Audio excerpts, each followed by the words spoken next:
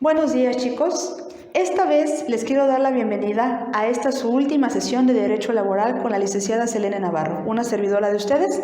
Y pues bueno, en las clases pasadas hemos sido lo más fructíferos posibles, de tal modo que quiero que ustedes comprendan a la brevedad posible todos los pormenores del derecho laboral, que para mí en lo personal es algo totalmente interesante y apasionante, y espero que esta emoción al hablar del derecho laboral también se las pueda retransmitir a ustedes.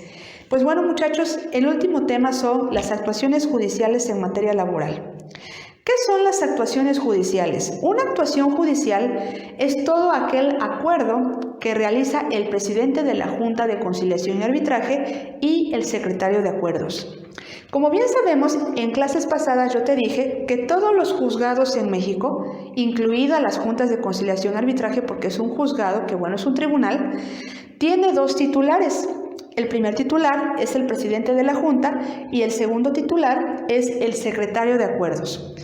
Por aquí se introduce cualquier documento, ¿sí? Todo documento que llegue a ese tipo de tribunal tiene que pasar por una oficina que se llama Oficialía de Partes.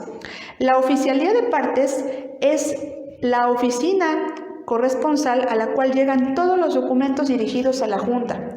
Sin embargo, este oficial de partes, el encargado de esa oficina, e inmediato tiene que pasar ese documento al encargado del archivo. El encargado del archivo lo que inmediatamente hace es que lo forma en una carpeta y una vez formado todas las actuaciones que acabas de promover ante esa instancia, lo pasa al secretario de Acuerdos. Digamos que el primero que va a decidir sobre eso es el secretario de Acuerdos. El secretario de Acuerdos, una vez que ya lo leyó, es el que va a determinar si es procedente la vía o no es procedente. Y aquí te va la primera actuación judicial. En el caso de que el secretario de Acuerdos, una vez que ya leyó tu escrito, vea que no le falte ningún capítulo a tu escrito de demanda dentro de los requerimientos de la Ley Federal de Trabajo, en automático va a ordenar tres cosas: que se le forme expediente, que se le ponga un número y también va a ordenar que se imponga, según la agenda de la Junta de Conciliación, que se imponga una fecha para la primera audiencia. Eso se va a ordenar en algo que se llama el auto de inicio. El auto de inicio es un escrito que va a hacer el secretario de Acuerdos en donde va a ordenar esas tres cosas. Pero ojo, ¿qué crees que pase si una vez que el secretario de Acuerdos leyó tu documento y ve que no está completo, que a lo mejor tiene carencias? Le va a formar algo que se llama cuaderno administrativo. El cuaderno administrativo no es otra cosa más que una especie de dar a entender de que tu demanda no está bien formulada y te ordena en el auto que se forme cuaderno administrativo toda vez que esté incompleta. La ventaja de este cuaderno administrativo es que el secretario de Acuerdos, dentro de ese acuerdo, te va a decir en dónde fallaste para que tú subsanes ese error, posteriormente lo vuelvas a entregar y ahora sí, ya con ese error subsanado, ahora sí se te forma expediente. ¿Sí? Sin embargo, si de momento sí pegó totalmente tu vía laboral, o sea que el escrito de demanda estuviera bien realizado, en automático se te va a formar lo que es el expediente. Y el expediente significa que sí pegó tu vía. Una vez que ya se formó lo que es el expediente, viene lo que es la notificación y emplazamiento al demandado. Esa es la segunda actuación judicial. Sin embargo, ¿en qué consiste esta actuación judicial?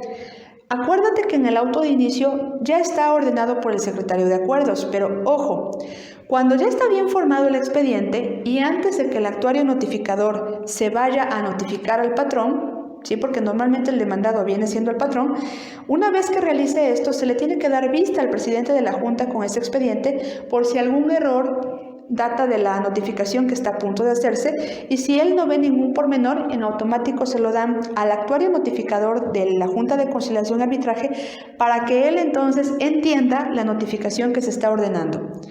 ¿Cómo la va a entender? La Ley Federal de Trabajo trabaja en conjunto con un código que se llama Código de Procedimientos Civiles Federal, ¿sí?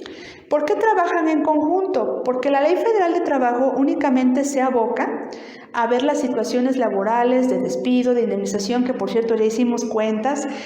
Todo eso lo determina la Ley Federal de Trabajo. Pero lo que son las actuaciones judiciales o la forma en que debe de realizarse esta notificación y emplazamiento a juicio, lo determina el Código de Procedimientos Civiles Federal. En este código vas a encontrar que el actuario notificador tiene la obligación de buscar al patrón en su domicilio. Si a la primera búsqueda no lo logra encontrar, tiene que dejar algo que se llama citatorio de espera. En el citatorio de espera, ahí le va a indicar qué día y qué hora el patrón tiene que esperar al actuario notificador para entender con él esa diligencia, que es la notificación y emplazamiento. Pero si al día de la cita sigue sin estar el patrón, pues con la pena, yo le avisé que iba a venir y ahora sí, lo que es la notificación y emplazamiento la va a poder entender con algún vecino o con la persona que se encuentre adentro de ese lugar, ¿sí? Y es totalmente formal, aunque no la haya dejado en manos propiamente del patrón. Hasta aquí creo que es bastante entendible. Posteriormente, él, con esas actuaciones judiciales, el actuario notificador tiene la obligación de asentar todo en un acta oficial de todo lo que ocurrió, donde va a señalar en esa actuación judicial las circunstancias de modo, tiempo y lugar en las que realizó esta notificación y emplazamiento. En primera va a decir de qué color fue el inmueble en el cual realizó la notificación, en dónde estaba ubicado según la nomenclatura de las calles y avenidas. Esta es la calle Jardines, la dejé en la calle 4 Sur, tal. Él va a asentar en dónde. Y va a citar también las características físicas de la persona que le recibió aquella notificación y emplazamiento. Una vez que ya lo realizó, ahí va aumentando en actuaciones judiciales lo que es el expediente laboral, porque todo eso se va a ir agregando a ese expediente, que por cierto es cosido con hilo y aguja. Sin embargo, se va agregando y una vez que ya se notificó, viene la fecha y hora de la audiencia. En la clase pasada te expliqué qué es o cuál es el contenido de esas audiencias, pero ahora nos vamos a abocar a las actuaciones judiciales de la audiencia. ¿Qué actuaciones judiciales? Bueno, se va a realizar un acta en donde se especifica la hora y las personas que acudieron a esa audiencia. Va a decir si está presente el patrón y va a poner su nombre, así como la identificación oficial con la cual se haya identificado. Va a poner los nombres, el nombre del trabajador despedido junto con su identificación oficial. Los abogados, tanto de uno como otro, tuvieron que haberse ya presentado al secretario de acuerdos con su cédula profesional correspondiente y eso también debe de constar en un registro mediante acta correspondiente. Una vez que ya dio los generales, ahora sí, empieza la audiencia, se apertura. Pero acuérdate que como es audiencia de conciliación, lo que tiene que ocurrir es de que les va a dar un tiempo para que concilien. Si pasado el tiempo que concilian no lo hacen, en la misma actuación judicial va a asentar que no hubo ningún arreglo conciliatorio y que se van a juicio.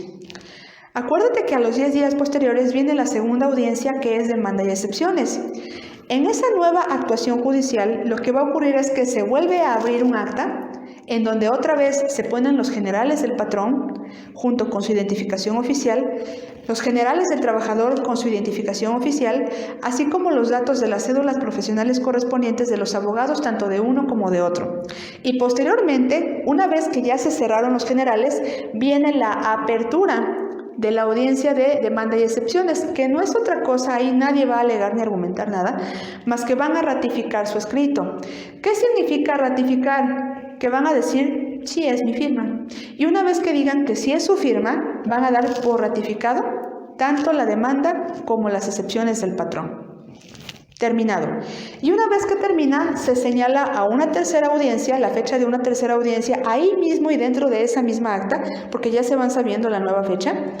Y en automático, una vez que llegue la tercera, lo que va a ocurrir es que va a aperturar nuevamente la actuación judicial con lo que son los datos del patrón, del trabajador, sus correspondientes identificaciones, las identificaciones que en este caso son las cédulas profesionales de los abogados otra vez, y se abre la última audiencia tendiente a inspeccionar testigos.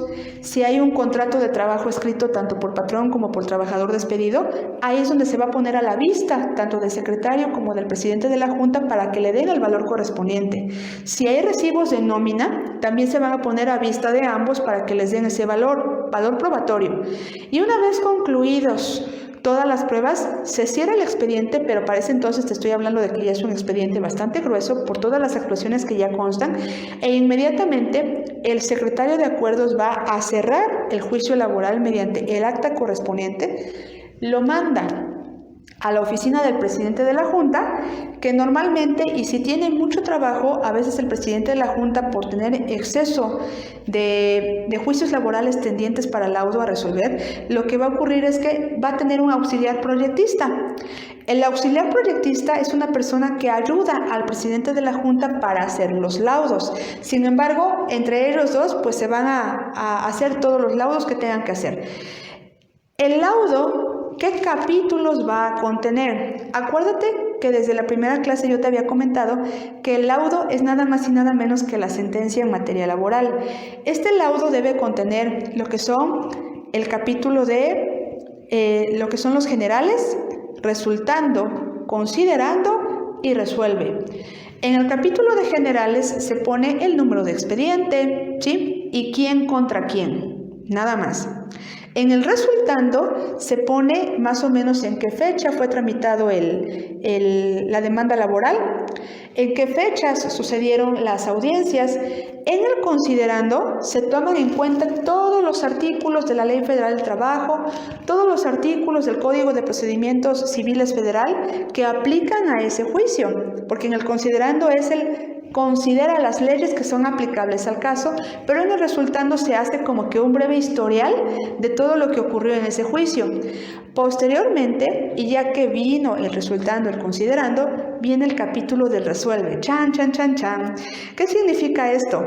En el resuelve es donde ya, ahora sí, son los puntos resolutivos. ¿Qué es lo que resuelve el presidente de la Junta respecto a este asunto que estamos llevando? Lo perdimos, lo ganamos, pero acuérdate que en materia laboral también aplican 3 tipos de sentencias: la condenatoria, la absolutoria o la mixta. En el caso de la condenatoria es cuando se le condena al patrón al pago de todo lo que se le está pidiendo.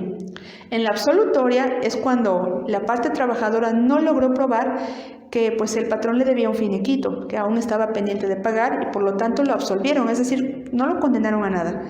Pero cuando es una sentencia mixta, significa que pues en algunas partes lo condenan, pero en otras partes lo van a absolver. Entonces, esta es una sentencia de tipo mixto. Sin embargo, en el resuelve es donde se va a indicar a qué sí fue condenado o a qué no. Y una vez que esto ocurra, se cierran las actuaciones judiciales. Dentro de un breve periodo van a notificar a ambas partes esta resolución o sentencia, y pues bueno, posteriormente vendrá la vía de amparo, que como bien lo comenté en clases pasadas, va a frenar por completo el proceso judicial y no va a poder darse sección de ejecución hasta que no se resuelva la cuestión del amparo. Chicos, muchísimas gracias por haber estado en mi clase. La licenciada Selene Navarro para servirles.